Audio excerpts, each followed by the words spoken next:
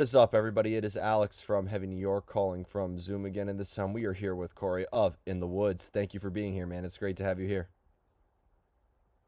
Thank you for having me. It's great. Yeah, Thank you. it's awesome to have you here. The newest album, Diversum, is absolutely kick ass. Another amazing album from In the Woods. Was the intention of this album to just make a direct continuation of Seize the Day, or was this like a new beginning and new territory for In the Woods in a way?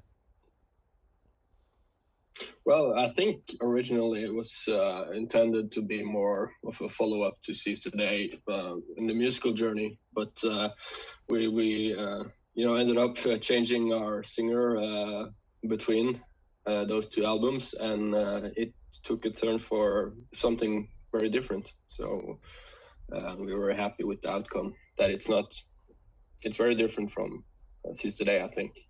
Yeah. So, with having a new singer involved, did you almost have to like scrap any original preconceived ideas and kind of approach the making of this with like a very clean slate?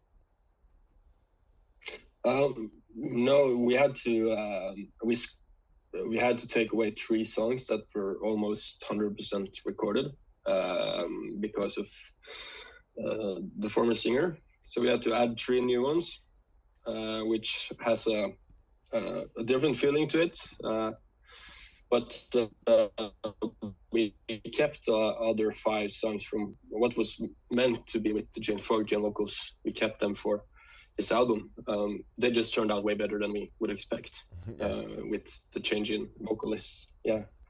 Would you say because like I feel like this album has such an amazing flow when you start off with The Coward's Way and end with Your Dark and whatnot. Is this album meant? I mean, every album you're meant to listen to from start to finish in a way, but is there sort of like a specific concept in a way that leads The Coward's Way into moments we and then we sinful coverage and so on and so forth? No, I don't. I think we tried to focus on having two high and like a first point and a high end point, so that you would travel through the music. We didn't build it on a concept of any story or musical relates at all. We sat down and we thought, how do we put this record in the correct order? Because like the original opening tune was supposed to be the Malevolent God, and then we figured, no, we put that somewhere in the middle, and we take a new song and put it at the start. So there's no really, it was just a feel about what sound good where, Yeah. type of thing. Of course. Now, being that you came into In the Woods for like the later recording for Pure in a way, when you were joining up with In the Woods, were you looking at Strange in Stereo and Heart of the Ages and Omnio, being like, okay, this is how I have to play, this is what needs to be done, or were you kind of given free range to bring in a little bit of your own mix in In the Woods? Well, when I first joined, and I sat back, and of course I heard albums before, but when I got in that position, I had to really take a deep listen to it, and figure out what each guitar do, and how it does it and everything. And that was I spent a lot of time doing it. And when we started doing the live things in 2016, it was like I had to play two or three parts almost simultaneously to do justice for the album. It's like, because there is so much happening, and you have to pick out elements of every guitar melody or elements of every guitar solo that you think is the most uh, um, how can I say, forward one, right? The one people will notice the most. And like when we did live, I was given like free range about almost everything, but for the love of the music and of the fans knowing those old songs, it was about keeping certain elements to its original structure. Yeah, I think it's fair to say when you joined In the Woods too, this was a fairly busy time for you because you, of course, also playing with Cass, and you put out the first Nocturnal Call album at that time. I think it's fair to say that 2018 to now has been some very busy years in your musical journey, right? Yeah, it's been it's been like the last 2 years have been insane. It's been so much happening. Like before that, it was I played in some other local bands. We did some original tunes in like a more rock and roll genre and types like that. But it was stressful times at times. Yeah, definitely. Between In the Woods and Cass and Nocturnal Call and every band you've been in, is there a similarity in the creative process for that at all, or do you consider them two completely separate, or two, but like every project calls for its own unique approach?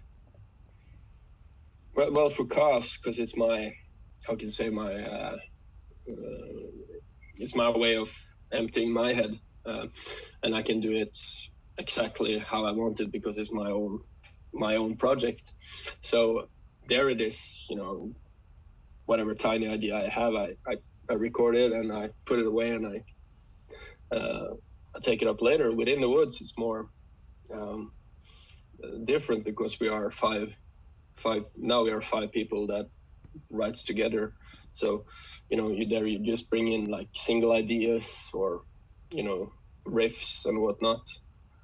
um, so it's very different from for how I write for cast, because I'm the only one almost, like I'm the boss. That's not the case in the Woods. There we are five different people with five different opinions, so these are it's that makes the process very much different. Well, I've considered In the Woods music to have many different elements in it, from black metal to prog to avant garde. Like, there's so many different, I would say, genres and elements that are explored within the Woods. Does that at all make it a little bit easier to sort of like try new things within the songwriting process in a way? Definitely, because we don't have like a red line. We don't have any boundaries. We trust each other 100% when it comes to bringing in music that will fit the band the best. So, when we sit down and write, we don't think, oh, this has to be a black metal riff, or this has those elements in it. It's like it comes naturally in a way, all those elements, because this music is, like it's a blend of all the music we listen to and like playing. Yeah, absolutely. And for you, is it maybe easier to come up with ideas when you're all in the company of each other in the band, or isolation has being such a great feel for creativity? I feel like In the Woods is really the soundtrack to isolation and solitude in a way. Maybe you find it easier to come up with ideas when you are alone without any, and there's nothing between you and your instrument. Yeah, you mean, you have a different approach when you're alone. You have more time um, to perfect those details you have in your head. Like if you're sitting there with many other people, for myself, things might tend to get a little rushed somehow. That you don't use the time wisely, because you're depending on other people's time. And but it works as well. And me and Bernd Sørensen, the other guitar player in the Woods, we when we wrote some of the leads and harmonies together, it was smooth, and we had the same way of thinking. So that was it was almost like being alone, but then again, it's not. Yeah, of course. Now I gotta ask this, and I know you weren't in the band for this time period, but I feel like next year is going to be a big year for In the Woods, because it does pretty much mark 30 years of the band, at least since we first heard the Isle of Men demo in a way. Like, it is kind of like cliche, like, but what does the future hold? Can we maybe get you a show where you guys play every album front to back? Yeah, that would take some time. Yeah, that'll be as long No, as a festival. yeah, that'd be a festival of its own. No, I don't think that 2023 is going to mark any special occasions regarding its the anniversary of Isle of Man. I think maybe uh, we're gonna hopefully do something when it's been 30 years since Heart of the Ages came out, because that was, you know, the big breaking point in the band's career, the first album. So for now, we have not talked about it at all. We get a lot of questions though if you have something special cooked up. We know that our label Soul Seller is going to do a reissue of Isle of Man. I don't have all the details, but that's happening. But anything from us next year, doing anything to honor the back catalog is not going to happen. We are out there to, you know, promote and show everyone what we are about right now. You know, we think a lot about the present and future, and we try to leave the past a little bit behind, because even if it's all great records, it has some dark history that we like to forget. Understandable. If you don't mind me asking, though, when you do play stuff off of Heart of the Ages or Omnio or Strange in Stereo, do you maybe have like a different attachment to playing that than when you were to play stuff off of Pure or Seize the Day or Diversum, because you were there during the songwriting as opposed to the previous ones? Yeah, you know, like what I love about being able to play all those songs, that I find they're also good songs and they're so much fun to play. So, you know, even if it's not my songs, right, the old ones, and pretty much Pure and a lot of Seize the Day too, but it's still so much fun when you play it live that you sort of take ownership in it when you're performing in it. So you lay your soul out, and you try to do it as good as possible. But since we released Diversum, or before we released it, we played a few songs live here and there, and that has been absolutely fun with the new vocalists and things like that. Yeah. Now I gotta ask this. I don't know if this may be the most appropriate question for you per se, but being that In the Woods has, forming in Norway in 1991, and having these black metal elements historically, I mean, was In the Woods kind of like involved in a similar scene with the Mayhems and the Dark Drones and Satyricons in a way, or was In the Woods like had really nothing to do with that? You know, like hearing all the stories from back in the days, from both Anders Kobro, the drummer, and the original singer, Jan Kenneth Transtedt. It wasn't so much about caring about what other people did. You know, you heard stories coming from Bergen, you heard stories coming from Oslo, but it wasn't nowhere near anything like that. In the Woods was pagan, and it was about honoring nature in a very different way than the Mayhem, the Dark Throne type of thing, Yeah. So it was different, like the music, and you can hear there's a certain thing in the music, but the meaning behind it's not the same at all. Yeah. Of course, like I thought that In the Woods was always more rooted in feeling and emotion more so than ideology or mischief or rebellion. Yeah, exactly. I would totally agree with you. But having such an emphasis on nature in a way, I mean, and I was just interviewing this really cool band on Season of Mist called Bizarre Cult, and they were telling, and Roman was telling me like they would go into the woods and like feel one with nature and explore that. I mean, do you feel like for you as an artist, you actually like exploring nature and going out into these atmospheres is almost part of your creative process as well? No. I can, I think that was a bigger thing of the past for this band. For me now, or at least for me personally, it's about of course, nature plays a big role. Like it affects your mood and your emotions and everything. But it's about every day in your life, and what you're reading, what you like listening to, and what you're seeing on either like the television or on the streets. It's like everything has an impact on the creative process. I don't have to go for a walk in the forest to sit down and write like a black metal song, but I've done that too.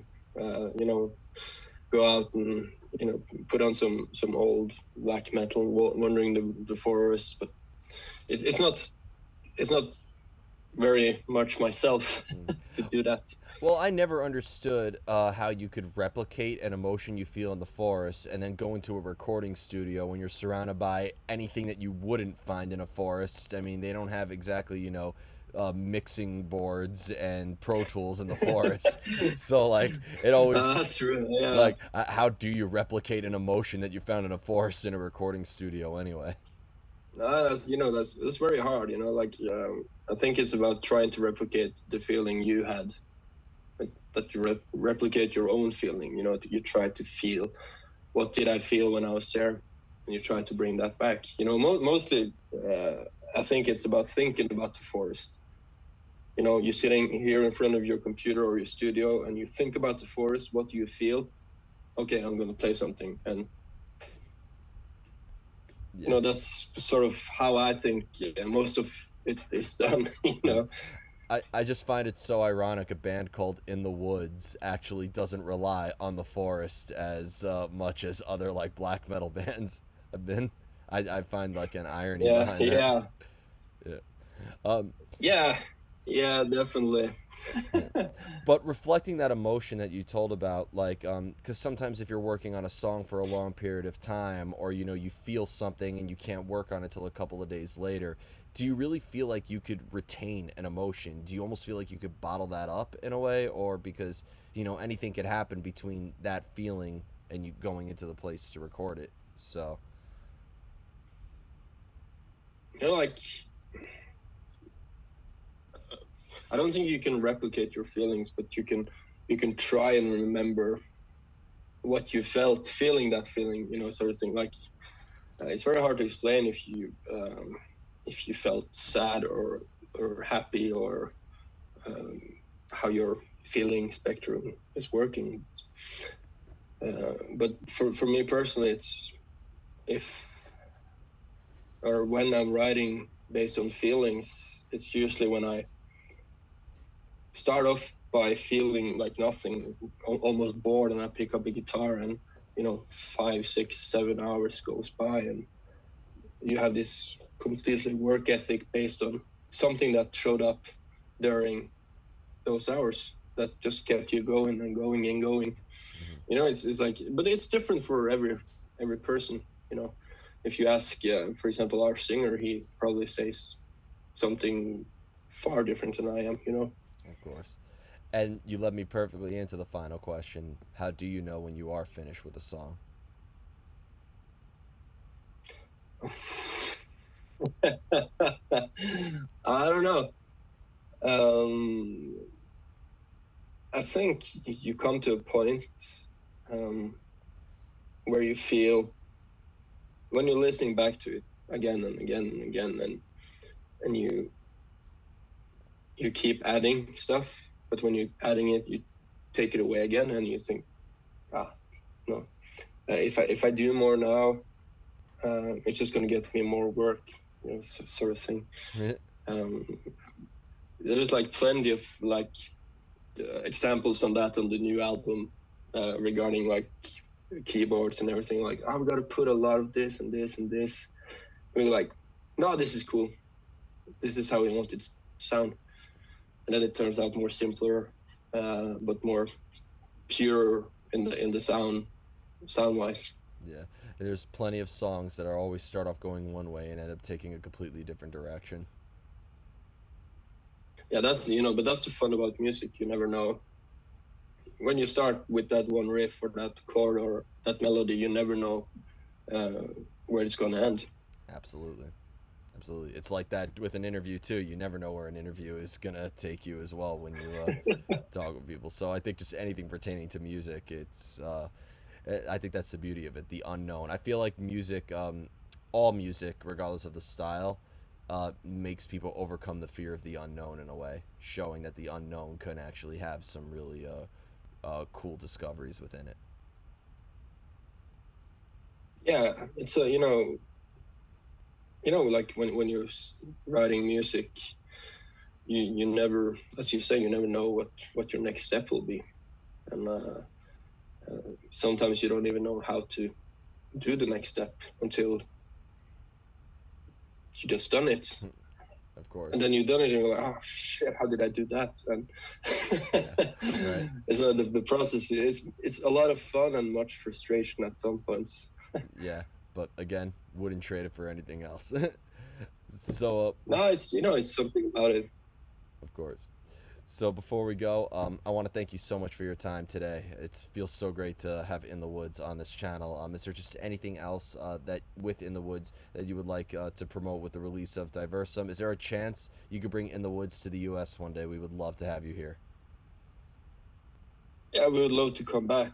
Yeah, we played Maryland Death Fest in 2017, I think. Like so many years ago already. So, Yeah.